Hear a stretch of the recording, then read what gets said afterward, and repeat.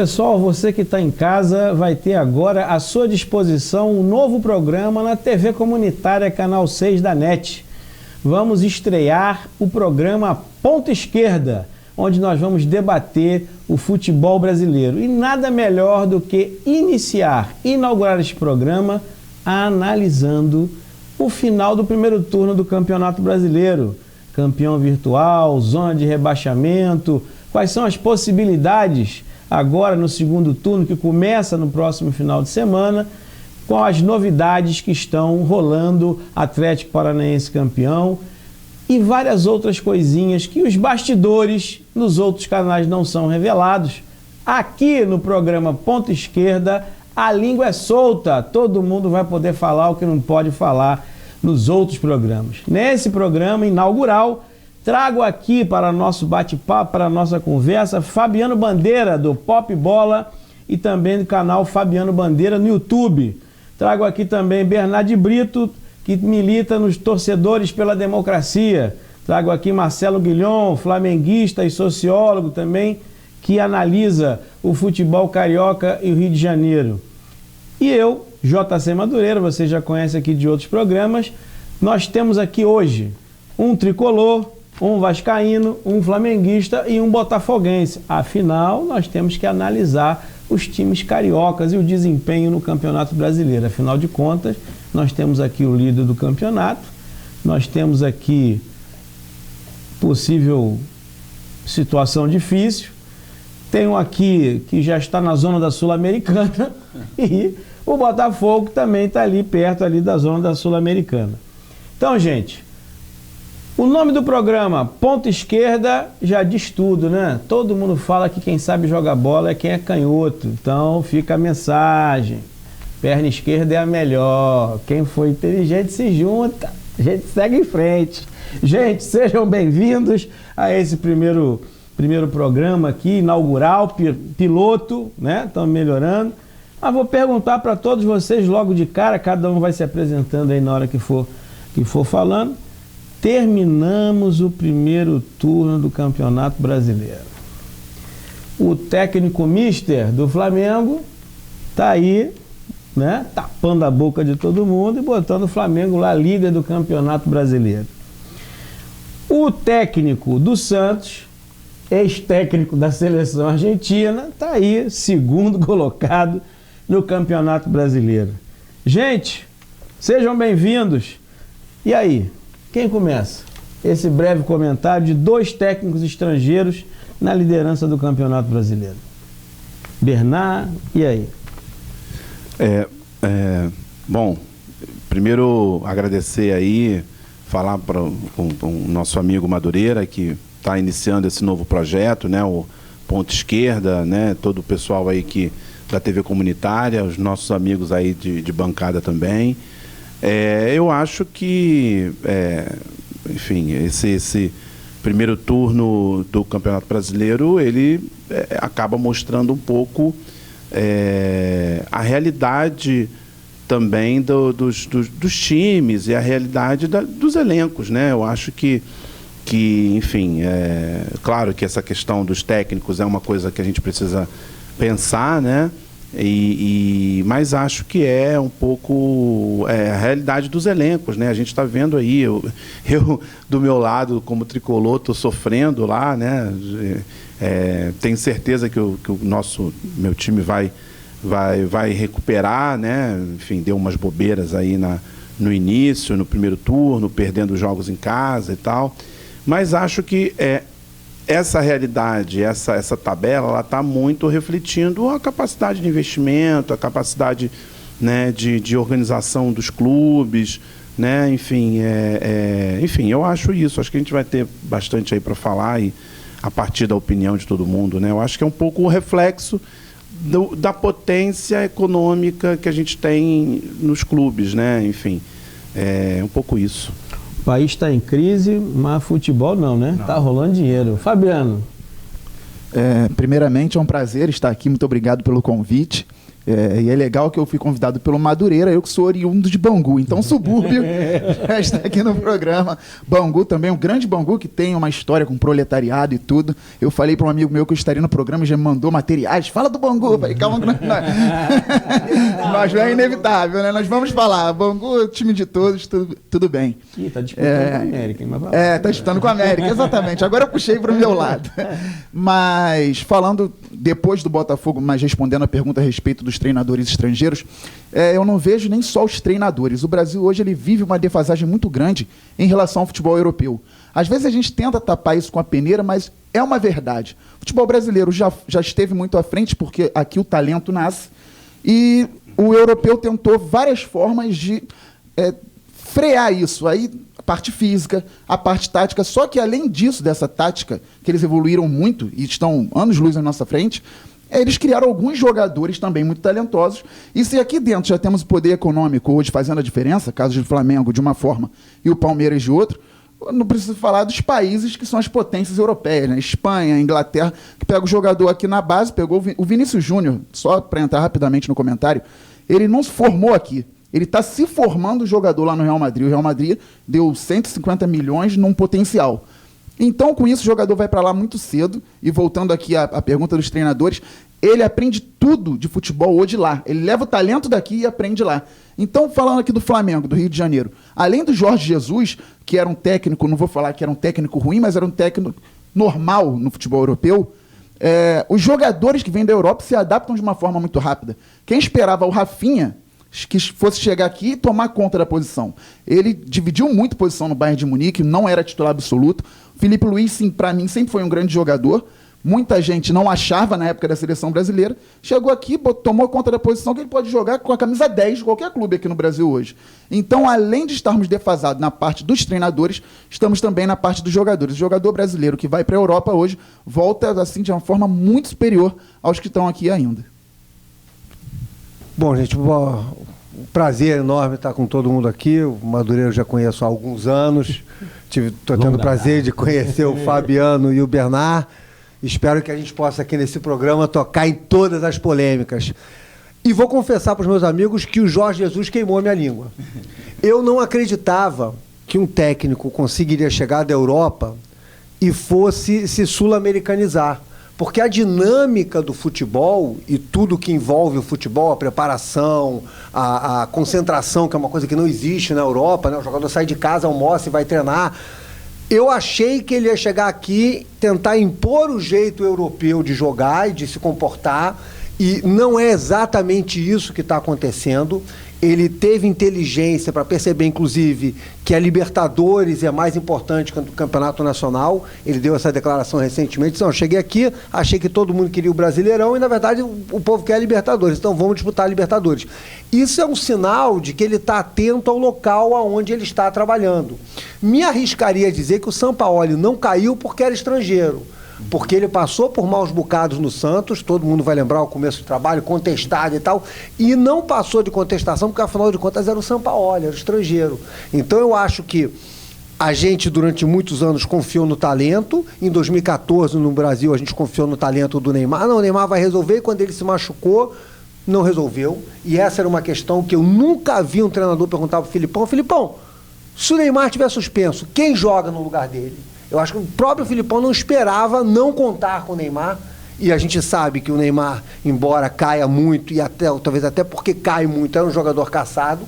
Então eu acho que tem um pouco o que está segurando, o que segurou o Sampaoli e o que está segurando o Jorge Jesus, e aí é uma característica comum de ambos, foi a inteligência de perceber que as convicções que eles tinham talvez não seriam suficientes se eles não tivessem que fazer uma adaptação aonde estavam chegando, ao lugar em que estavam chegando, aos clubes. Como é que funciona? Qual é a dinâmica do clube? Qual é a dinâmica do futebol aqui? Vou pegar os meus conceitos, adaptar essa dinâmica e introduzir com resultados. E aí ele conseguiu fazer com que o Flamengo, em pouco tempo, atingisse um patamar de futebol belíssimo. E que coisa que eu não vi também os repórteres falar, o Flamengo está obtendo resultados e jogando bem. A Arrascaeta fez golaços, o Rafinha e o Felipe Luiz dominaram a posição, e o zagueiro espanhol que chegou aqui, eu também torci o nariz, tá jogando de terno. Pablo Mari joga de terno hoje, ele é o dono do sistema defensivo do Flamengo.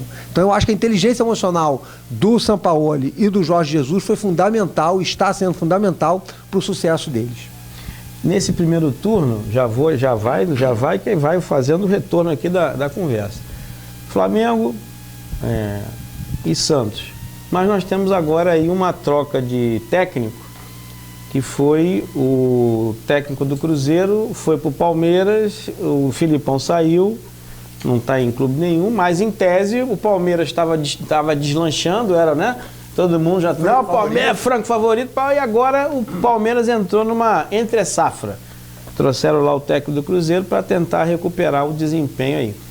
Mas desses 3 times que são os mais destacados hoje, até o momento, na disputa do título, Flamengo, Palmeiras e Santos, desses 3 times aí, qual deles está efetivamente em linha descendente no campeonato e qual deles está em linha ascendente? E o Flamengo fica em linha ascendente até o final do campeonato ou já passou por essa linha e agora está só na... Bom, eu acho que o Flamengo realmente é o favorito, assim, não tem... você precisa analisar, o Campeonato Brasileiro, ele tem uma coisa importante, né? Existe um cara que ensinou a jogar Campeonato Brasileiro, chama-se Muricy Ramalho. Esse cara descobriu cedo como era a fórmula de ganhar brasileiro. Então, brasileiro você precisa ter. E aí tem os números provam isso, né? Aquele que terminou o primeiro turno em primeiro, sempre não sei quantas vezes a mais. 13 edições, quem terminou o primeiro primeiro foi campeão. Foi campeão. Então, você mais ou menos tem. O campeonato, ele tem uma fórmula, ele é muito previsível, né? Claro que podem existir as arrancadas, podem existir as quedas de rendimento, mas ele é muito previsível nessa questão dessa coisa de você começar o segundo turno na ponta. E a produção do Flamengo tem sido fantástica. Isso aí não tem dúvida. Então, acho que ele é franco favorito pelo poder econômico, pelos jogadores, pelo técnico que encaixou, pelo que está jogando de futebol. Eu acho. Claro que futebol é imprevisível. Você pode, né, ter um ou outro problema interno que possa afetar. Mas eu acho que hoje é franco favorito. Agora, na decadência, eu acho que o Santos é quem... Eu não acho que o Santos vai conseguir segurar até o final com esse fôlego, não sei, mais ou menos isso. Então eu acho que é um pouco essa visão. Agora, só para terminar, realmente, o que o nosso companheiro do Botafogo falou, Fabiano, eu acho que realmente essa questão dos técnicos é real. O Brasil vive, sim, já há alguns anos, um apagão técnico, um apagão tático, né? Eu acho que realmente a gente tem uma dificuldade, tanto o técnico brasileiro quanto o jogador também, mas muita parte tática brasileira está muito defasada, desde de um pouco antes, mas o fatídico 7-1 mostrou isso, e eu acho que a gente ainda não superou, né? Cada vez mais jogadores muito fortes, cada vez mais... Você vê na Copa do Mundo, a gente não teve na última Copa do Mundo, a gente não tinha 9, né? Então, é isso, enfim. Ele está apostando que esse ano não tem cheirinho. Não tem cheirinho, né? Ele está dando o Flamengo como favorito. De fato, o Flamengo é favorito pela forma como joga. Muito consistente. Mas eu não tiraria os outros 2 da briga, não. O Santos, eu vejo que o trabalho do Sampaoli é muito bom. O Sampaoli é aquilo, e ele foi criticado no início, como vocês disseram, justamente porque ou ele ganhava de goleada, ou quando perdia era goleado, né? Não conseguia fazer uma defesa consistente. Um teste interessante foi no último jogo contra o Flamengo. Criou algumas chances, o Flamengo também teve outras, mas o Santos não perdeu de goleada. Era aquele típico jogo do Santos perder no Maracanã, o Flamengo fazer um gol, o Santos tomar logo 3, 4. Não aconteceu. Então também aí apresenta alguma consistência. Falando rapidamente do Palmeiras, o Felipão, ele tinha um jogo e as pessoas falaram: tiraram o Felipão, trouxeram o Mano e vai ser a mesma coisa. O Felipão tinha jogadores muito qualificados, se retraía e tentava sair com bolas longas, bolas de 40, 50 metros. Esperava muito do lançamento do Felipe Melo, que é um excelente jogador. O Mano Menezes ele também se retrai, mas ele sabe armar muito bem os contra-ataques pelo chão. Foi 2 vezes campeão da Copa do Brasil com o Cruzeiro fazendo isso. Então eu acho que agora o Palmeiras, com os jogadores que tem, pode sim oferecer um perigo. Eu colocaria esses 3 como os verdadeiros favoritos. E o interessante a se analisar no Flamengo, e aí o flamenguista depois vai falar, é que o Jorge Jesus ele teve dificuldades contra técnicos que têm ideias. Mesmo falando do início do trabalho. Por exemplo, o Flamengo perdeu para o Atlético Paranaense, virou, mas ainda era o Abel. Teve muita dificuldade com o Atlético Paranaense B, aqui no Maracanã, e ali ainda era o Abel. Jorge Jesus assume, pega o Atlético Paranaense, o titular já na Copa do Brasil, é eliminado. Era o início do trabalho, mas teve alguma dificuldade contra o Thiago Nunes de muitas ideias. O Flamengo vence o Botafogo 3-2 também, num jogo que o Barroca apresentou muita dificuldade para o Flamengo. O treinador que, com todos os problemas do Botafogo, tem ideias também. E o Flamengo teve dificuldade com o Santos.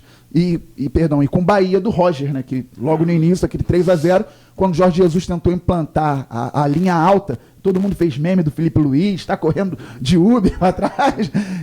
Mas ali também o Roger é um treinador de ideias que está se reafirmando no futebol agora. Então eu acho que o Jorge Jesus ele já supera os treinadores mais defasados também. Foi o caso do Felipão, e com todo respeito à história do Felipão, por favor.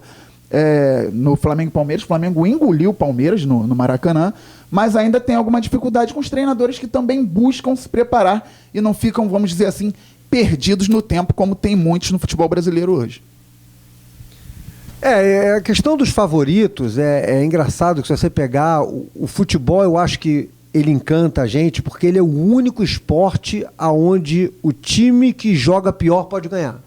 Quantas e quantas vezes os nossos times não jogaram bem e perderam, ou jogaram mal e ganharam? O título do Flamengo em 92 foi impressionante. Eu era torcedor assíduo de arquibancada. O Flamengo passou na última rodada, precisava ganhar do Inter e ganhou. Aí foi parar num grupo com São Paulo, Santos e Vasco. O Flamengo era a 4ª força, passou com a ajuda do Vasco, inclusive. Os torcedores mais novos não se lembram disso, mas o Flamengo tinha que ganhar do Santos e o Vasco tinha ganhado do São Paulo. E o Edmundo meteu um golaço em São Januário. Todo mundo achou que o Vasco ia entregar o jogo. E o próprio Eurico Miranda disse: aqui o Vasco não entrega jogo, o Vasco não faz isso. Aí o Flamengo foi para a final com o Botafogo. Eu lembro que eu entrei no estádio e do outro lado tinha uma faixa Dream Team, que o Botafogo tinha um meio de campo fantástico. Em 20 minutos o Flamengo fez 3-0 com um jogador velho, que era o Júnior, que o pessoal levantava o cartaz dizendo chama o velho, que era na época o anúncio de uma pinga. Então o futebol, embora a gente aponte aqui, é unanimidade no Brasil, Flamengo, Santos e Palmeiras, e se o Grêmio se acertar? O Grêmio não tem um elenco maravilhoso, mas o Renato Gaúcho também não tinha elencos maravilhosos e foi campeão da Libertadores. Foi semifinalista. E se o Inter, que não tem mais nada, se acertar?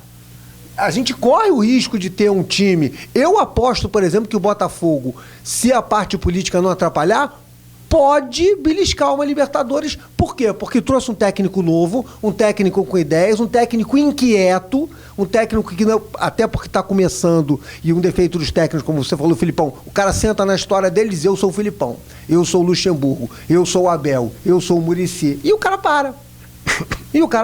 E aí ele senta em cima da história dele e a história dele atropela ele. E vem um Barrocas, e vem um Renato Gaúcho, e vem um Abel, e vem um Jorge Jesus, e engole o cara, porque o cara senta em cima da história. Então eu acho que o campeonato, embora seja unanimidade, Santos, Flamengo e Palmeiras juntos, eu acho que há espaço sim para um de fora aí chegar atropelando, e quando talvez se abrir o olho, porque está todo mundo focado nesses 3, o cara está ali beliscando, belisca um ponto aqui, belisca ali, os outros se beliscam, e acho que se Flamengo, Santos e Palmeiras não ficarem atentos, podem ser surpreendidos por um outro time que chegue arrancando sim.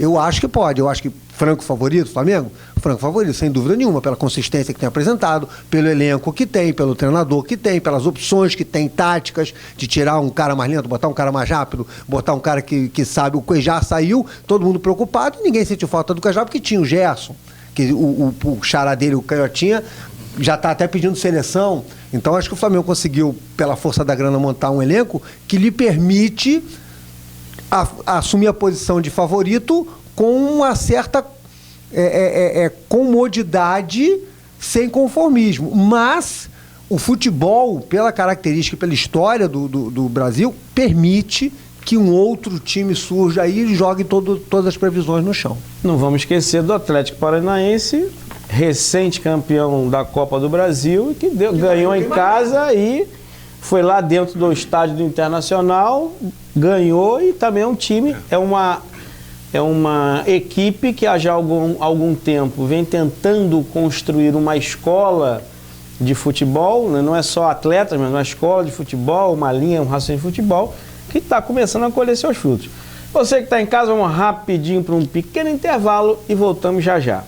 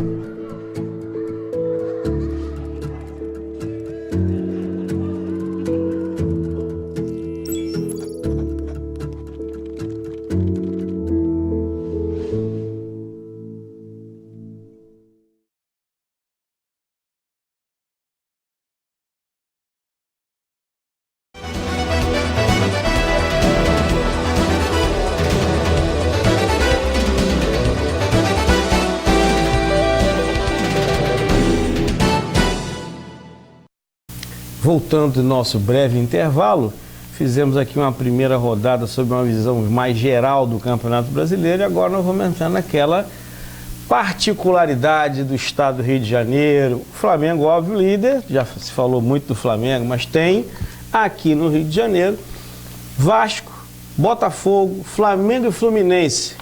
Se a gente for olhar um desempenho histórico desde que o campeonato virou pontos corridos, o estado do Rio de Janeiro, de uma forma geral, ele tem um desempenho abaixo dos outros estados da federação, né? Tanto do ponto de vista da quantidade de títulos que os cariocas conquistaram, desde que começou pontos corridos, como também pelos rebaixamentos que aconteceram e também pelas situações de sufoco que muitos clubes vivem ao longo, né, repetidas vezes, que o torcedor ele fica naquele sofrimento. Esse ano vai cair ou não vai cair? Vai cair ou não vai cair? Não é nem aquele negócio assim, está disputando, não, vai cair ou não vai cair? Já começa, e isso tem sido uma, digamos assim, não vou dizer uma marca, mas tem sido uma tônica constante aqui no estado do Rio de Janeiro. Pelo menos um dos clubes do campeonato visitou, teve lá, né, aquela zona coisa. do perigo. Mesmo o Flamengo, que nunca foi rebaixado, mas teve algumas edições do Campeonato Brasileiro que o Flamengo estava naquela situação de brigar para não cair na última rodada, essa coisa toda. Então, o futebol, o que acontece com o futebol do estado do Rio de Janeiro, Fabiano? Isso aqui a gente pode resumir uma palavra: gestão. Ou então num termo, falta de gestão, né? Porque o Flamengo é isso aí, já indo pelo último exemplo. Hoje tem uma gestão, falando em termos de futebol, que coloca o Flamengo num patamar onde os clubes cariocas, os 4, deveriam estar. É lá em cima. Mas enquanto o Flamengo não teve gestão, e isso acontece com os outros 3 até hoje, o Flamengo lutava também igualmente para não cair. 2001, 2002, 2005, com gol de Obina na última rodada, a gente lembrava aqui. Aí o Fluminense, em 2009, chega à final da Sul-Americana e escapa do rebaixamento também na última rodada, lá com o Curitiba. O Botafogo caiu em 2002, numa época assim que o Botafogo também vinha apontando, vai cair, acabou caindo, voltou em 2003, em 2004, na última rodada escapou novamente, quando todo mundo achou que o Bebeto de Freitas tinha sanado tudo ali, todos os problemas do clube, o Maurício Assunção vai lá, faz o que fez, todo mundo já sabe, e rebaixa o Botafogo. E o Vasco, nessa briga política que eu não sei se é pior hoje, depois que o Eurico faleceu, se era pior quando ele estava vivo, são 3 rebaixamentos em 10 anos, 8 anos. Oi? 3? 2 rebaixamentos. 3? Não. 2008, 2013, 2015. Naquele período. O Vasco caiu 3 vezes. Em 2008, 2013, 2015. Então, é falta de gestão do clube e falta de gestão principalmente de futebol. E o exemplo é o contrário, é justamente pelo que o Flamengo vem fazendo hoje, que as pessoas têm que entender que os outros podem fazer também. Naturalmente, o Flamengo tem mais torcida que os outros, mais patrocínios, mas cada um, dentro da sua realidade, consegue. São clubes que nós estamos falando aqui de 4 milhões, 5 milhões de tricolores, 4 milhões de botafoguenses, 5 milhões, vascaínos aí 10 milhões, 12 milhões. São países inteiros, são clientes e países inteiros. O Uruguai, você olha aqui para o lado, tem 3 milhões e meio de pessoas, com o Nacional e o Peñarol, com 8 títulos de Libertadores, né? Então, se você gerir bem o futebol, agora a diferença dos três, do Vasco, Fluminense e Botafogo, é o seguinte: não é só mudar a gestão, vai ter que tirar um tempo aí que ficou muito tempo, perdão pela redundância, mas muitos anos para trás. Hoje não dá só, vou mudar a gestão e agora as coisas vão melhorar. Não, agora você vai mudar a gestão, vai devagarinho pagar a dívida, porque cada dívida é um jogador caro que o clube paga. O Botafogo paga aí, falando do meu time, 2 milhões e meio juntando Profute e ato trabalhista. Quantos craques poderíamos pagar aí nessa folha? Uns 3 craques, 800 mil para 3, dá 2 milhões e 400. Um na zaga, um no meio campo e um no ataque. Então, é gestão de futebol mesmo. E tem um amigo meu que ele diz uma coisa assim, muito interessante. Ainda dá, neste momento, ainda dá para mudar de dentro para fora. Ainda dá para começar gerindo o futebol. Do futebol ali você faz um time competitivo, consegue montar um CT estruturado. Depois do CT você passa para a área de marketing e aí vai. Ainda dá, vai chegar um tempo que não vai dar mais, porque o Atlético Paranaense vai ser a realidade, já é. Vai chegar o Bragantino, que poucos estão olhando lá da Série B, que já tem aquele patrocínio grande, que também tem um time na Alemanha e um time na Áustria. Vai se consolidar, não, vai subir, não vai brigar para cair, e aí vai ficar time grande, igual o treinador antigo, dormindo na história. E vai ficar caindo e voltando, caindo e voltando. Daqui a pouco a história não segura mais. Então, eu resumo novamente, para mim é gestão. É interessante que eu vivi muito mais ativamente a política no Flamengo, e como eu falava aqui, antes de começar o programa, a política nos nossos clubes reproduz um pouco da política feita nas arenas oficiais. É aquele toma lá da cá, na hora da eleição, o Flamengo tinha um problema crônico na piscina, que a gente brincava que era o maior salário do clube, e ninguém ia apagar, desliga aí, esvazia a piscina, porque a Maria Lenk lá nadava lá, e você não vai mexer com 300 votos. Então ninguém mexia. O Bandeira, como é que foi a eleição do Bandeira? Eu participei em outra chapa. Ele pegou todo mundo que estava fora, afastado, os sócios que tinham direito a voto e que estavam afastados por causa dessa política, apresentou um time de notáveis do mercado e disse: nós vamos assumir, nós vamos sanar a dívida, é possível. Quando eles assumiram, eu lembro bem disso, eles raparam de todos os cargos, todo mundo que estava lá. Passou a pá, passou o rodo ali, tirou todo mundo. Mostrou quem mandava. Depois chamou um cara aqui, chamou ali. Qual é a diferença de chamar de volta? Se eu mantenho, eu disse: olha, muito obrigado, você me ajudou. Quando eu trago de volta, eu digo: olha, eu mando, você vai fazer o que eu disser para você fazer. Então os caras voltaram enfraquecidos. A gestão do Bandeira não soube gerir bem o futebol e tinha uma visão absolutamente elitista, e eu não tenho medo de dizer até racista, porque aquela gestão tinha tesão em treinador branco de olho azul, era uma coisa impressionante. E aí o Flamengo só ganhou um campeonato, que foi a Copa do Brasil, quando, acho que foi o Mano Menezes saiu, deixaram o Jaime de Almeida lá, falando: deixa esse cara aí, ano que vem a gente vê no que dá. Deu no que deu. Porque o futebol, o atleta do futebol, ele é diferente. Você pega um atleta do vôlei, botar ele sentado aqui, ele fala de igual para igual. O atleta do nado sincronizado, do polo aquático, o atleta do futebol, ele vem de uma realidade diferente. Então você não vai botar, como a Patrícia Muniz botou, uma cartilha. Ela entrou lá com uma cartilha de bom comportamento, que o Ronaldinho Gaúcho tinha apontado. Quando ela virou as costas, os caras fizeram aviãozinho. O que a gestão do Landim fez e por que está dando certo? Ela trouxe de novo o Marcos Braz. O Marcos Braz tem origem na torcida. Ele senta com o jogador, vamos lembrar que o Adriano apontou na reta final de 2009, e aquilo não trouxe abalo político nenhum. Lembra que o Adriano teve uma lesão aí, supostamente na lâmpada e tal, mas isso não produziu abalo político nenhum. Não abalou o time, não abalou, porque você tem um cara ali que catalisava e se segurava. como era o Domingos Bosco na época do Zico. Então você tinha um cara que era o Marcos Braz. O Landim, alguém que soprou no ouvido dele, falou, traz esse cara, que esse cara sabe apaziguar, e tá tudo bem. Tem nego ninguém tá na reserva, tá reclamando, ninguém tá reclamando de não jogar, ninguém tá pedindo para sair, o Cuejá teve um problema pessoal aí, que dizem com a mulher, né? Surgiu uma foto do modelo de mente, mas enfim, pediu para sair, saiu e o time continuou jogando. Então eu acho que dá para entrar no meio termo entre gestão profissional, empresarial, mas sem esquecer do patrimônio do clube. A torcida do Flamengo hoje, queiram ou não tem o poder de virada que tinha, porque tiraram do Maracanã aquele torcedor preto que gritava, que botava os pulmões para fora para empurrar o time. Por quê? Porque o cara que paga 100, 200 conto, ele quer ver espetáculo. Então, se o Flamengo não der espetáculo, ele vai xingar. Tirar a torcida organizada dos estádios foi um grande crime contra o nosso futebol. Vou contar uma coisa aqui que não sei se todo mundo sabe. A primeira torcida organizada na Europa surgiu depois da Copa de 50, se eu não me engano, na Croácia. O nome era torcida. Os croatas vieram aqui e ficaram encantados com a maneira do torcedor brasileiro torcer, foram para lá e fundaram uma torcida organizada, que até então não existia na Europa. Então a questão aqui, e que os nossos clubes estão combatendo e se afastaram do torcedor organizado, ao invés de trazer, se afastaram, e o Flamengo perdeu muito com isso. Porque a torcida do Flamengo cansou de virar jogo.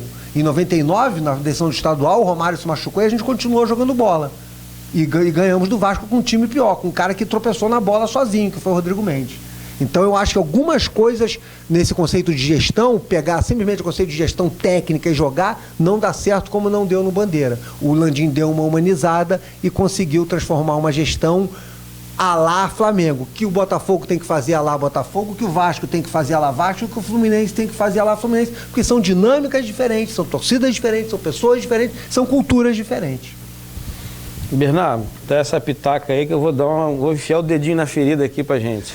Eu queria realmente falar sobre esse assunto. Eu participo de um coletivo chamado Torcedores pela Democracia, né? E nós somos um grupo aí de torcedores de todos os clubes do Rio de Janeiro, em que a gente também tem coletivos em cada grupo, e a gente fala muito dessa questão da elitização do futebol, né? Como é que o futebol virou um espaço elitizado. Era um espaço popular que mostrava todas as nossas contradições, as nossas representações, e depois virou um espaço extremamente elitizado. Sobre essa questão da gestão, eu queria falar que eu acho o seguinte, eu concordo com o que foi dito aqui, que o Rio de Janeiro nem se fala, a gente precisa muito de gestão. Eu acho que a gestão não começa só nos clubes, mas também na federação. A gente também tem um problema seríssimo com essa federação do Rio de Janeiro. Os clubes, eu acho que... Eu também participei um pouco da vida política do Fluminense, sou tricolor, fui conselheiro lá. A gente acabou de ter uma eleição agora. Para você ter uma ideia, o presidente do Fluminense não conseguiu terminar o mandato, né? Pediu uma antecipação para a gente eleger um novo presidente, ou seja, por causa de uma crise duríssima, uma crise financeira duríssima, né? O Fluminense, eu não preciso dizer, ele teve durante quase uma década um patrocínio muito alto, muito grande, o que poderia ter dado um fôlego para o clube organizar algumas outras coisas. Algumas gestões disseram que organizaram, não organizaram nada, e aí nós estamos hoje numa situação em que o Fluminense não consegue ter um patrocínio master de peso, enfim. Então, eu acho que realmente essa questão da gestão. Agora, eu também, por um outro lado, acho que a gente precisa ter uma visão um pouco crítica, porque também outros modelos já a gestão chega, a gestão empresarial nos clubes, aquela coisa toda, está até aí na Câmara, está uma discussão aí sobre sociedade anônima de futebol e tal, que é uma coisa que a gente precisa combater, até porque eu acho que tem um claro posicionamento também de elitização do futebol, de tornar os clubes empresa. Mas, assim, vários exemplos pelo mundo, pela América Latina, mostraram, inclusive no Brasil, que alguns modelos de gestão empresarial vai não resolveram, né? A gente tem aí vários exemplos. O Vitória, eu acho que foi alvo disso, parece que teve uma parceria com o banco, né? O próprio Vasco também teve. Então a gente tem que ficar de olho nessa história, né? Então, assim, eu acho que a gente precisa entrar nesse debate de como é que o povão, e aí as torcidas organizadas, os coletivos de futebol, o público que sempre participou, o povão que sempre gostou, que sempre sempre teve o futebol como seu bem maior, como sua paixão maior, como é que a gente retoma essa participação, entendeu? E aí esse trabalho que a gente faz no Torcedores pela Democracia tem muito isso, né? A gente lutar pelas pautas do futebol, a questão também de todas as discriminações que hoje o estádio vê, né? Até porque como elitiza, você também tem discriminação, as pessoas não querem mais aquelas pessoas que elas acham que não tem que estar mais ali. Então não querem mais o negro, não querem mais o homossexual, não querem a mulher, não querem, enfim, não querem alguns públicos que eles acham que não tem que participar mais daquele espetáculo. Então eu acho que a gente deve debater isso. Eu acho que um programa como esse é um programa que abre um espaço para a gente fazer uma voz dissonante desses modelos, que são modelos muito televisivos, né? A televisão gosta muito desses modelos bonitinhos e tal, não sei o quê, e na verdade por trás tem todo um projeto, né, de elitização. Então, eu não vou fugir do debate mesmo, porque alguém precisa falar pelo Vasco da Gama, né?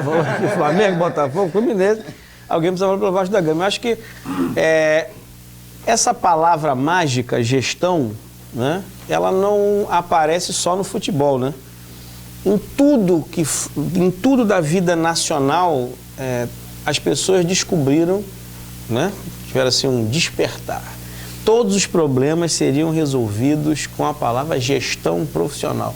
Na saúde, na educação, em tudo que é lugar. Serviço público que não funciona, o problema é de gestão. Então, assim, foi apresentado à sociedade que tudo que não funciona é um problema de gestão. Tendo uma boa gestão, o negócio melhora.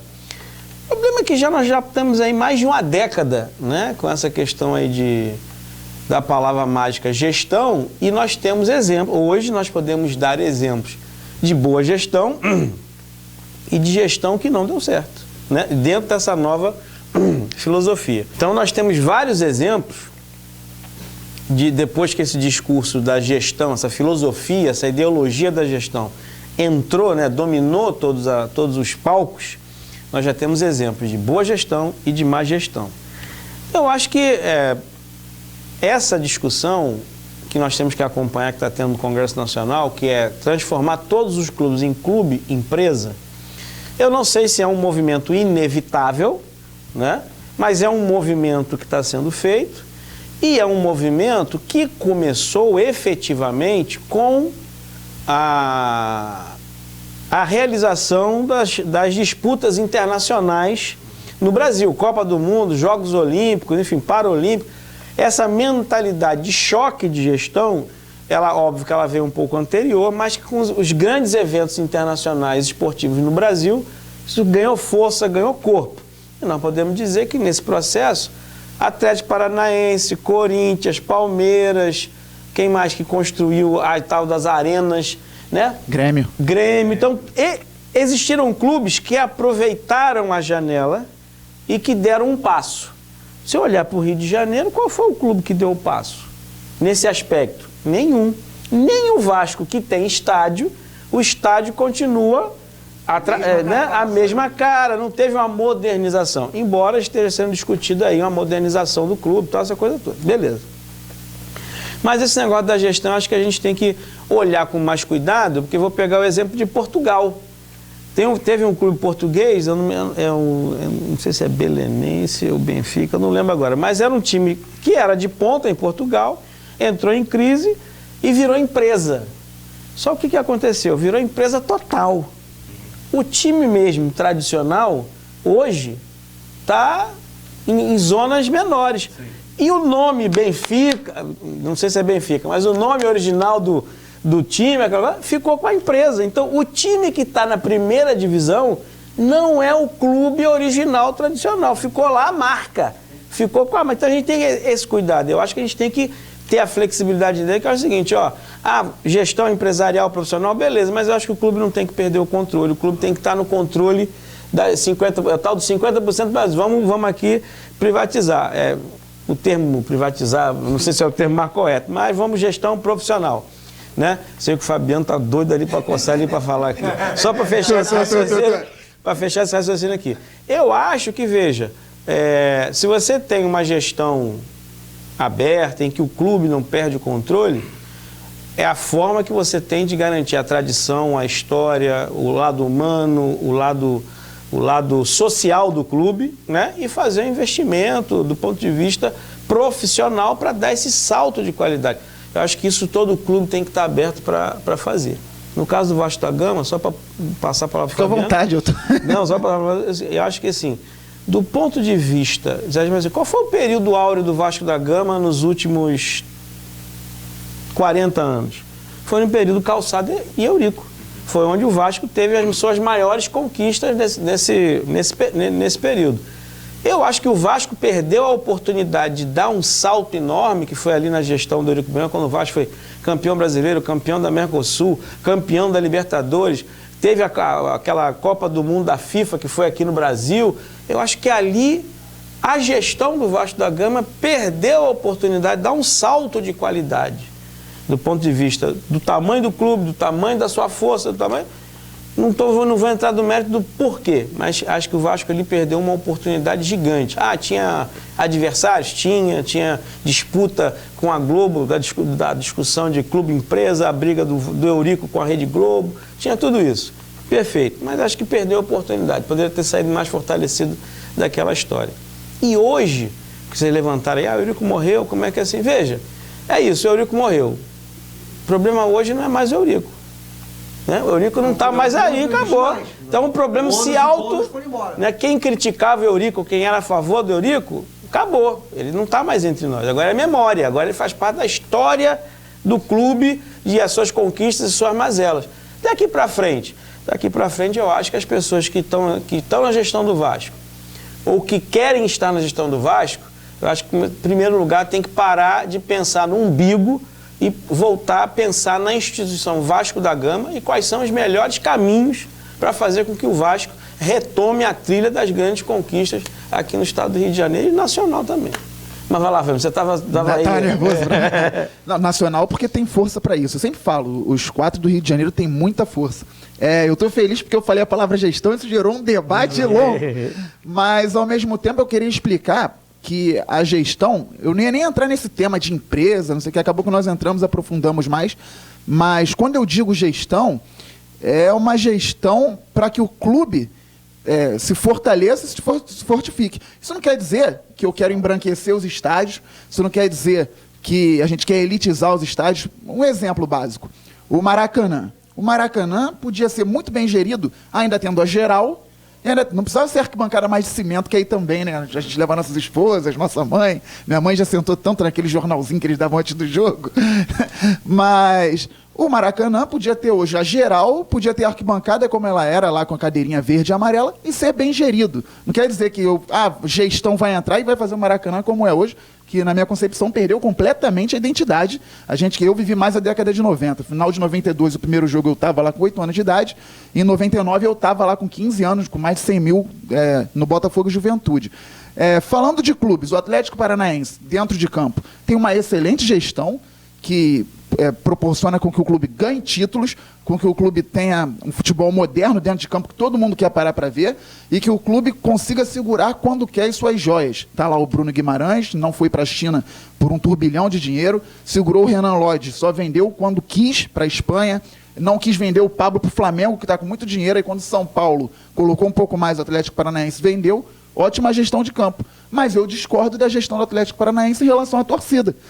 Torcida única, torcida mista. Eu não posso ir para lá torcer para o Botafogo, de camisa do Botafogo. Agora até acabaram com isso, né? Porque acho que a Conmebol já não gostava e a CBF conversou lá também, Ministério Público.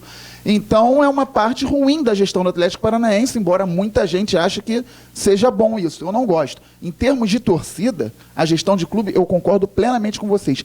Tem que aproximar todo e qualquer torcedor. Porque eu vejo o seguinte, o futebol ele tem espaço para todo mundo. Ele tem espaço lá para o pessoal dos Moreira Salles, que se Deus quiser vão botar... vão ajudar o Botafogo nessa parte de administração, nessa parte de gestão de clube, de futebol. E tem espaço para nós que viemos do subúrbio e para o cara que sai da favela, que sai para o morador de rua, na época da notinha fiscal de R$1, que você para Maracanã.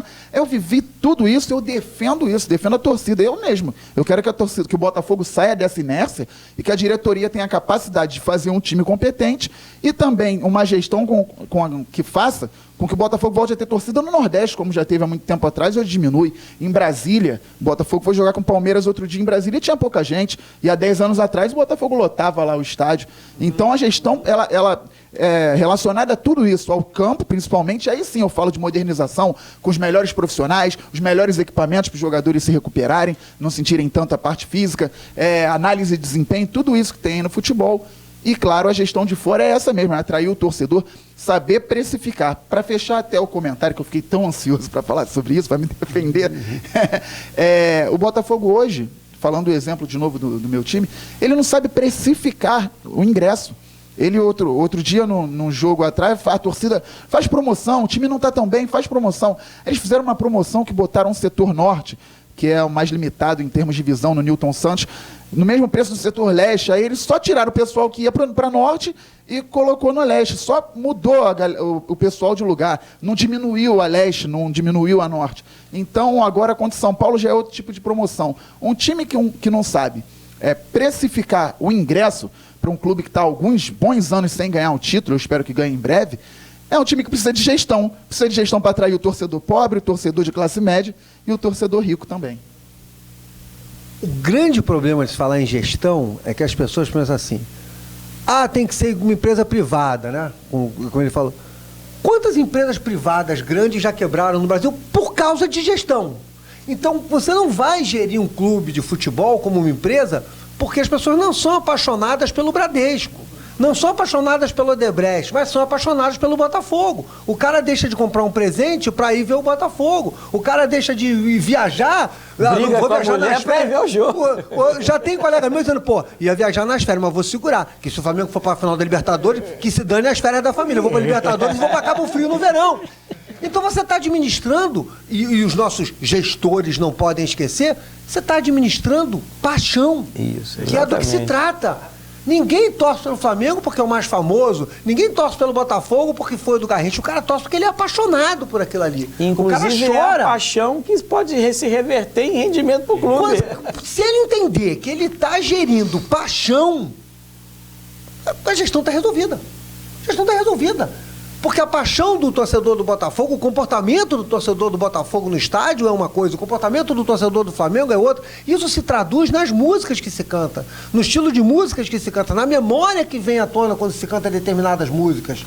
E a gente, por falar em gestão, de um tempo para cá, a gente argentinizou as nossas músicas. Não tem mais era o samba, depois virou o funk e agora são essas babaquices dessas músicas tentando imitar os argentinos com todos os instrumentos. Isso é um absurdo. Então, gestão, você vai gerir paixão, você não vai gerir o Bradesco, você não vai gerir o Odebrecht, você não vai gerir os Correios. Você vai gerir pessoas apaixonadas e que nem sempre vão se tornar clientes, como o caso do cara que dá R$1. Esse cara vai estar alijado do jogo, ele não pode mais ser botafoguense? Bernard, enquanto você prepara aí, só para completar um raciocínio que eu acho que é importante aqui, duas coisas. Uma coisa que o Bernard levantou, que é com relação à torcida organizada. Eu acho que a gente precisa tirar o véu desse debate também na sociedade. Uma coisa é torcida organizada, outra coisa é quem está utilizando as torcidas de forma errônea. Então nós temos que diferenciar isso, porque tem muita gente de família, seus filhos, suas esposas, que gostam de fazer parte da torcida organizada e que fazem parte do movimento Torcedores pela Democracia e que não tem nada a ver com essa pequena parte que tem atitude, vamos dizer assim, alguns criminosos, isso é uma coisa, outra coisa é torcida organizada. Nós temos que tirar o véu desse debate. E nós vamos fazer isso aqui. No próximo programa nós vamos discutir torcida organizada e o futuro da torcida organizada no futebol. Vamos encarar. Vamos enfiar o dedinho na ferida. A outra coisa é sobre gestão, que eu acho que eu acho importante também é o seguinte. Toda gestão, isso serve para o Fluminense, serve para o Vasco, serve para o Botafogo e serve para o Flamengo. Qualquer gestão, é evidente que ali tem negócios, e negócios no bom sentido, não é no termo pejorativo. Sim. Ali tem negócios, empresários. Sempre existiram. O que não pode acontecer, que afasta investidor em qualquer lugar, é instabilidade. Quanto mais instabilidade, mais o investimento se afasta. Lição número 1, abre o olho, Vasco da Gama. Quanto mais instabilidade, mais o dinheiro se afasta. E outra coisa, a capacidade de captação de recurso tem a ver justamente com você transformar a paixão em força real mobilizadora do clube. Isso vai atrair. Se as pessoas entenderem isso minimamente, vão começar a perceber que existem determinadas brigas internas nos clubes que às vezes são por pequenos poderes. Às vezes são assim, qual é o meu pedaço aqui no latifúndio? Essa briga menor, essa briga, essa picuinha, não vai ajudar clube nenhum. Clube nenhum. Atenção, Vasco da Gama. Madureira, eu concordo com você. Inclusive, esse último recado aí que você deu vale também para o Fluminense. O Fluminense, volto a dizer, o presidente anterior não conseguiu terminar o mandato dele. Chamou uma eleição, antecipou uma eleição. Tem agora um outro presidente que foi eleito, mas também a gente já escuta aí por dentro divergências, menos de 4 meses de mandato, já tem divergência, já tem uma série de discussões. Ou seja, o Fluminense não está pacificado também. O Fluminense também, a briga talvez é menor do que a do Vasco. Ela está mais escondida, está menos perceptível, mas ela existe também. Então é isso. Não há possibilidade, acho que é o Sun Tzu que dizia isso, né? Lá na Arte da Guerra. Não há expedição bem sucedida se você não tiver a paz interna. Então não adianta. Se você não tiver, tu vai para a guerra com os outros num cenário desfavorável, com briga interna, não dá. Bom, agora eu queria só falar sobre essa questão das torcidas que foi dito.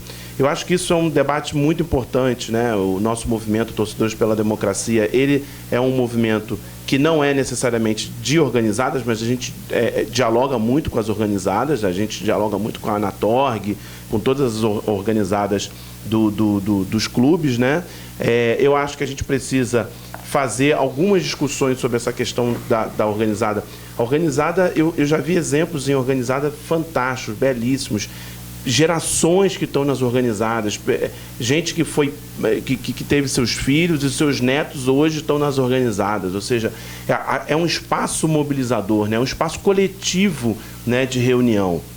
Claro que tem os erros, assim, qualquer lugar, qualquer coletivo de pessoas vai ter um erro, um equívoco, aquela coisa toda. Agora, essa criminalização que acontece, que a mídia coloca, né, e que afasta também, aí afasta um pouco também as nossas organizações, né? Nossas organizações podiam, talvez, ter uma maior participação, organizações do cunho popular podiam ter uma participação maior nas organizadas, mas não conseguem também, porque como você tem um discurso que criminaliza, eles acabam ficando afastados, né? Mas o que eu só queria falar para terminar sobre essa questão das torcidas, também é uma outra coisa que eu queria falar, que dentro dessa higienização que o futebol vem sofrendo, existe a questão da identidade do torcer, né? A gente mudou, a gente se argentinizou, né? Os ritmos nacionais foram saindo dos estádios, e também aquela história que é famosa, lembra aquela história de o Maracanã vai até minuto de silêncio, né? Que é uma frase histórica, qualquer pessoa que ia para o Maracanã, principalmente o governante, acabava sendo vaiado. Hoje, os torcedores não podem se manifestar. Hoje, faixas, né, camisas com algum tipo de dizer são barradas em nome do Estatuto do Torcedor, né?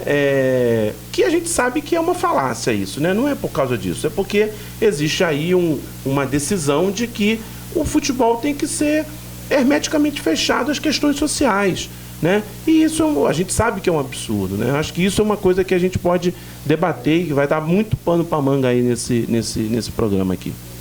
Queridos, vocês que estão em casa acompanhando mais esse programa da TV Comunitária Canal 6 da NET. Programa Ponta Esquerda. Para vocês que estão em casa, recentemente, em agosto, foi feita uma pesquisa entre os maiores nomes do futebol nacional: Zagallo, Edu, Gerson, Rivelino, Alex, Jalminha, Felipe, Pedrinho, Tostão, Roberto Carlos, Zinho, Sávio, Ricardinho, Renato Abreu e Gilberto. Imperador, vários outros. Para eles indicarem quem são os canhotos melhores do Brasil. E saiu a lista. Em primeiro, Rivelino. Em segundo, Rivaldo, Djalminha, Alex, aquele Alex que jogou no Palmeiras, e Gerson, o famoso canhotinho de ouro. Esses seriam, né, os 5 melhores canhotinhas da história do futebol nacional, né? Mas tá aí, todos eles fizeram história com a perna esquerda. É sempre o lado esquerdo fazendo história na vida do brasileiro e do futebol brasileiro. E para você que está em casa, a gente avisa: nós vamos enfiar o dedo na ferida. Torcida, gestão, clube, participação, democracia. Agradeço ao Bernard, agradeço ao Guilhão, agradeço ao Fabiano. Até a próxima e forte abraço.